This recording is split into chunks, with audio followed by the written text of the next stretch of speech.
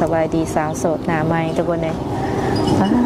เปิดภาพมาก็อยู่กับคนหน้าตาผู้เจ้าผู้งาม ขออนุญาตถามเด้อซื้อแนวไหน ซื้อเดือน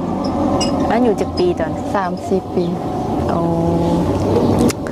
เคยแต่งงานบ่หรือว่ายังบ่เคยเลย เคยแต่งงานมาแล้วเทื่อหนึง โดย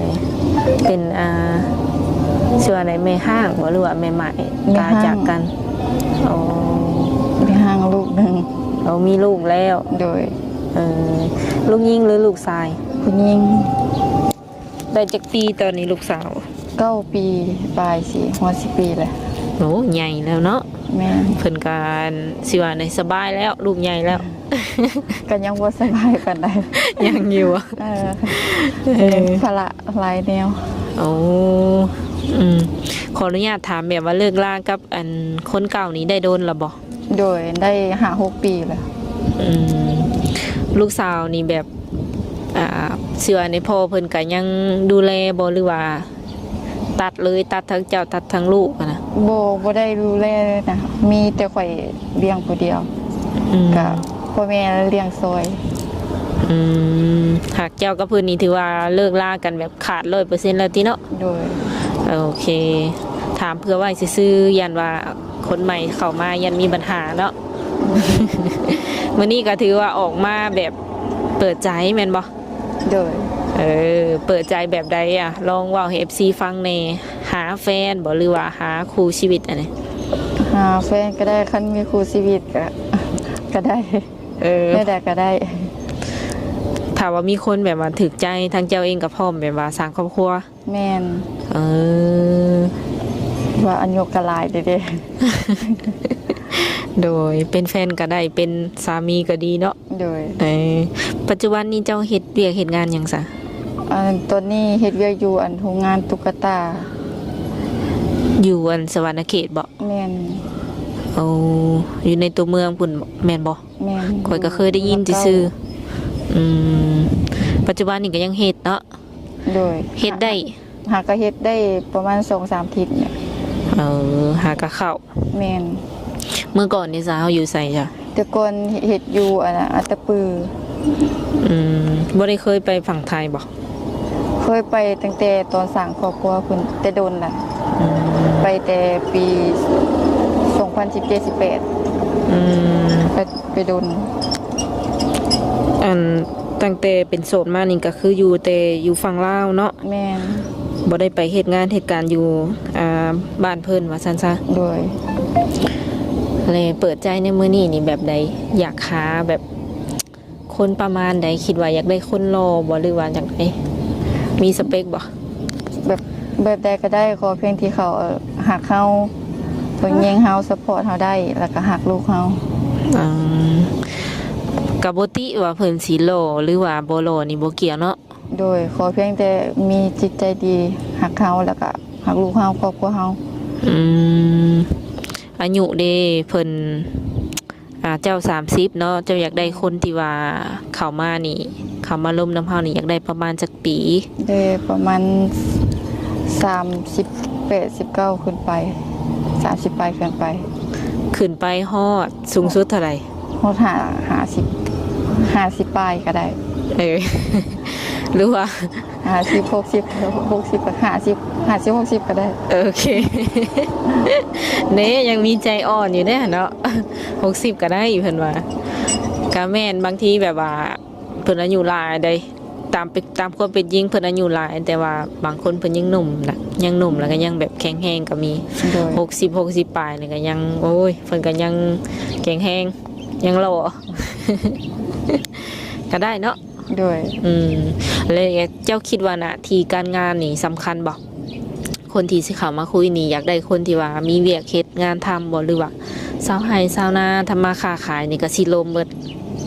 โดยแนวใดก็ได้ ขอเพียงแต่เพิ่นเลี้ยงดูเฮาได้ซัพพอร์ตเฮาได้หักเฮาแล้วก็ครอบครัวเฮาหั่นน่ะ บ่ว่าเฮ็ดงานเหตุการณ์หยังก็แล้วแต่หั้นเนาะ แม่ ประมาณนี้หักเจ้าต้องกล้าว่าเจ้านี่ต้องเลี้ยงลูกเลี้ยงเมียกุ้มเนาะ แม่ คันว่าได้เป็นลูกเป็นผัวประมาณนี้ โดย อะไรแบบว่าคนที่เพิ่นสิว่าในมักไปลิ้น ไปเที่ยวแน่แต่ว่าเพิ่นสามารถดูแลเฮาได้เลยจ้ะมักอยู่บ่เลย ก็ได้คือกัน กินเหล้ากินเบียร์ได้เนาะ โดย ผู้ชายแบบสูบยาจังซี่เจ้ามักบ่สูบบุหรี่ธรรมดาจังซี่ ก็ได้เพราะว่าทั่วไปเขากระสูบ เอา สุกก็ได้ จุดนี้ก็รับได้เนาะ โดย โดย อันนี้เป็นครั้งแรกว่าที่ว่ามาเปิดใจน้ำข่อย แมน หนึ่งเป็นอะไรความรู้สึก กัตื่นเต้นนิดนึง เอ้ยติดตามมาโดนหรือบ่หรือว่าแบบหากระเห็นเลยมาเปิดใจเลย ติดตามได้ประมาณ 4-5 เดือนละ อืมอยู่ยังแต่ตอนนั้น ฮะ อยู่ยังตอนนั้นฮะ ยัง ยังบวกกล้า ป้าดเนาะคนผู้เจ้าผู้งามอยู่เป็นโสดแบบว่าสิว่าไดอยู่แบบเงียบๆหั่นแหละเนาะบ่มีไผฮู้ แม่น อะไรมื้อนี้ก็ถือว่ารวบรวมความกล้าได้แล้วก็ออกมาเปิดใจเลยแม่นบ่ โดย อืม ตอนที่ว่าแบบอันสิว่าไดตอนที่เฮาแบบเบิ่งหมู่เบิ่งหยังในช่อง YouTube นี่ก็แบบรู้สึกแบบอายบ่ ก็รู้สึกคิดอายอยู่ แต่ก็เบิ่งหมู่อะไรเบิ่งหลายเทื่อเลย หลายเทื่ออะไรเพิ่นว่าขออนุญาตถามแบบตรงๆแบบว่าเฮาไปเฮ็ดงานจังซี่เนาะหรือว่าอยู่บ้านจังซี่นะบ่ได้มีแบบว่าผู้บ่าวผู้แพ้วแถวบ้านนี่เขามาจีบเลยบ่ บ่แต่ส่วนหลายค่ะเขาคิดว่ามีแฟนแล้วหรือว่ามีครอบครัวแล้วหั่นนะ เออ ก็มีอยู่แต่ว่าเขาเป็นรุ่นน้องกับบ่มักรุ่นน้อง อืม ส่วนมักแบบรุ่นอ้ายขึ้นไป อืมก็เลยอันเป็นเหตุผลที่ว่ายังบ่ทันมีแบบคู่ครองใหม่เนาะ แม่น อืมแบบว่าคนอายุน้อยจังซี่นะบ่มีเลยบ่แบบที่ว่าเขานิสัยเป็นผู้ใหญ่แบบดูแลเฮาได้จังซี่ ก็ถ้าเป็นนิสัยผู้ใหญ่ก็ลองเบิ่งคบเบิ่งสิหั่นนะ หักที่ผ่านมานี่ยังบ่เคยเจอบ่ ก็มีแต่ว่าใจแบบบ่มักรุ่นน้องหั่นนะ ก็คือบ่เปิดเลยเนาะ แม่น แต่ว่าก็ล้มได้ เอออืมขออนุญาตถามนิสัยอันสาวเดือนลักๆเนาะเป็นคนแบบนิสัยใจคอแบบใด เป็นคนขี้อายแหน่แล้วก็คนเงียบๆแหน่ อืม ไปผู้บ่าวเสร็จมาสิกะลมอยู่บ่ซะ ก็ล้มได้ เนาะในใดก็ฝากลมในเด้อ เด้อ เพราะว่าคันว่าเพิ่นทักมานี่คือเพิ่นอยากฮู้จักกับเจ้าได้เนาะก็พยายามแบบว่าเว้ากับเพิ่นให้มันหลายให้ได้เนาะเออ หากคันว่าสมมุติเฮาล้มไปเนาะเฮาบ่มักนี่ก็บ่เป็นหยังเพิ่นบ่ได้แบบเครียดแค้นหยังดอกมีแต่ว่าคันเฮาล้มแล้วเฮาบ่ถูกสตากับเพิ่นจังซี่นะเฮาก็บอกเพิ่นไปตรงๆได้เลยบ่ต้องย้านบ่ต้องหยัง โดยในใจลักๆนี่คิดว่าคันได้เริ่มต้นชีวิตใหม่นะอยากเริ่มต้นชีวิตใหม่กับผู้บ่าวทางใดฟังลาวบ่ ฟังลาวก็ได้ฟังไทยก็ได้ โอ้คันอยู่ทางไกลเป็นต่างประเทศจังซี่เด้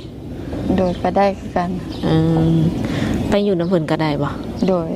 โอ้คันไปนี่ลูกสาวเอาไปนำบ่ ก็ป้าไว้น้ำพ่อแม่ โดย แต่ว่าก็ต้องถามพ่อแม่ก่อน ว่าเพิ่นสิเอาบ่ ว่าก็พยายามว่าเพิ่นสิให้เฮาไปบ่หั่นนะ อ๋อ เพราะว่าเฮาก็มีลูกแม่นบ่ โดย มีเบิดเนาะหนุ่มๆเฮาคือว่าอยู่ทางไกลก็มีทางไกลก็มีเด้อเนาะหากบ่ฮู้ว่าสายนิ่งสายแน่นเจ้านี่สิอยู่ทางใด โดย หากเรื่องการสื่อสารนี่นะทั้งเจ้าสามารถสื่อสารได้เบิดเลยบ่ลาวไทยหรือว่ามีความสามารถเว้าอังกฤษนำได้บ่ อังกฤษบ่ได้ อืม แต่ก่อนก็ได้อยู่ลืม มันโดนแล้วบ่ แม่ อันไทยนี่ได้บ่ไทย โดยได้ โอ้สามารถเว้าได้เขียนได้ปกติเนาะ โดย อืมขออนุญาตถามปัจจุบันนี่เจ้าอยู่กับไผ อยู่น้ำพ่อแม่ โดยมีไอ้น้องกันจักคน มีอ้ายกับน้องอยู่4คนเพิ่นก็สร้างครอบครัวไปเบิดแล้ว แล้วก็ไปเฮ็ดเวียกอยู่ต่างแผง เจ้าเป็นลูกคนที่เท่าไหร่ คนที่3 อืมคนที่ว่าอยู่ลักๆน้ำเถาพ่อเถาแม่ตอนนี้นี่มีภายในซะ ก็มีน้อง แล้ว เพ ก็ ราะว่า เจ้า เพิ่นก็สร้างครอบครัวเลยหั่นนะ สร้างครอบครัวแรกก็คืออยู่เพื่อนเลยแม่นบ่ แม่น โอ้ แล้วก็ข่อยก็กำลังมาอยู่ เออ แล้วก็มาเฮ็ดเวียกอยู่บ้านก็อยู่นํกันหั่นแหละก็ยังอยู่นํพ่อแม่ ดู ยังบ่ได้มีแบบว่าสินสมสร้างบ่กับคนเก่ากะ บ่มี เป็นเฮือนเป็นซานนี่ยังบ่ทันได้สร้างเนาะ โดย เออโดยมีแต่ว่าคันเริ่มต้นชีวิตใหม่ก็แม่นสร้างใหม่ทั้งหมดแม่นบ่ แม่น หากเบิ่งใจเพิ่นนี่คือว่ากันยังดีอีกอย่างหนึ่งเนาะคือไปอยู่นำเพิ่นก็ได้และอยู่เพื่อนเฮานี่เฮ็ดแบบธุรกิจหยังแบบเป็นหลักเลย บ่ได้เฮ็ดหยังส่วนหลักก็เฮ็ดหัวเฮ็ดสวนไปนั่นล่ะ โอ้ไข่หน้าตะกร้ามีบ่ มี ได้เฮ็ดบ่ เฮ็ด เออ แต่นานแล้วมัน อันนี้นะ โดย โอ้ต้องเฮ็ดแต่ละปีได้ข่าวร้ายบ่ ก็บ่หลายได้40 50ศอก อืมพอดีเฮ็ดแบบม่วนเนาะบ่เมื่อยปานใด มันบ่หลายแม่นแล้ววะ อันนี้ก็คือดำนามื้อนี้ก็ดำนา บ่ได้รับเฮ็ดนาอันหวานนี่นายอดเนาะ ยันว่าหาก็ขึ้นแต่หน้านาแล้วก็มาเลย ยัง ไม่เฮ็ดนายอดอัน สิ นี้ หยอดเอาเบิดเลยบ่นี่ แม่นเฮ็ดนาหวานเอา เออแต่ละปีก็เฮ็ดแบบนี้บ่ บ่แต่ละปีหันดำเอา เพราะว่าปีนี้มันก็แห้งแล้งไปสิหั่นนะ อืม ก็อีกอย่างก็มันบ่ค่อยมีคนก็มีแต่น้องสาวกับอันน้องเคยอ้ายกับ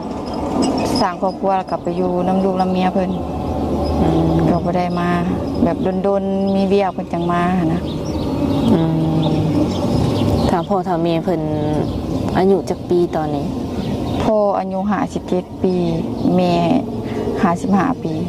ก็แบบว่ายังอยู่นํกันเนาะ โดย เป็นสาวไร่สาวนาทั้งสอง แม่น เพิ่นแบบว่าสิว่าในเพิ่นก็อนุญาตอยู่บ่แบบว่า สมมุติเจ้าจะสร้างครอบครัวใหม่ไงนะ โดยอนุญาตเพิ่นหั่นแหละให้หา แบบว่าเขาเคยผ่านมาแล้วนะ แบบถือผู้เข้าใจดำค่ะนะก็เลยคิดย่านแน่แล้ววันนี้ก็มาคิดว่าอายุเขาก็หลายแล้วค่ะนะก็30แล้วเนาะ โดย เขาก็อยากมีผู้ภาษาค่ะนะ ก็อยากลองแบบเปิดใจอีกครั้ง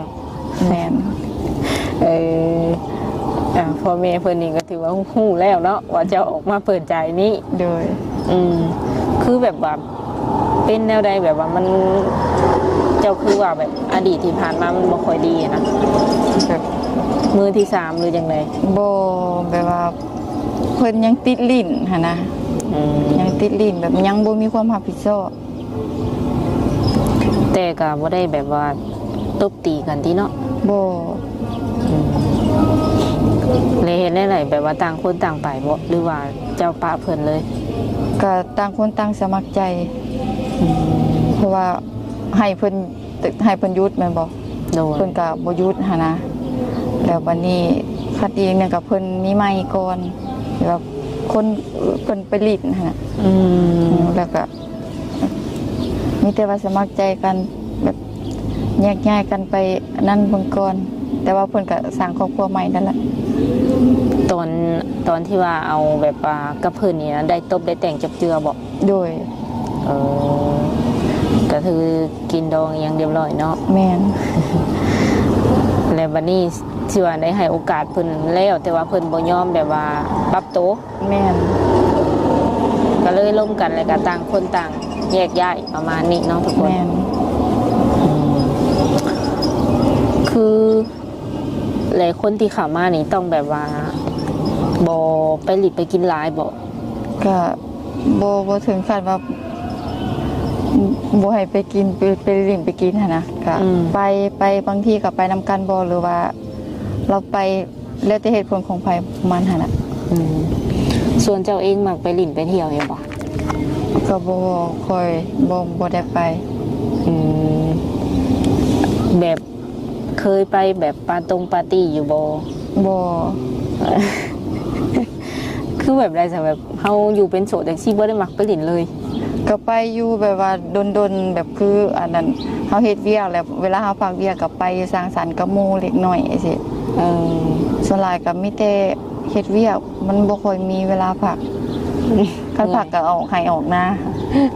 ว่าแล้วก็อยากพักผ่อนแล้วเนาะ แม่นออกให้ออกนาก็อยู่เฮือนเอาเบิ่งลูกเบิ่งหลานหั่นแหละ อืมลืมถามลูกสาวนี่เพิ่นเข้าโรงเรียน โด ห้อง ย ใด ป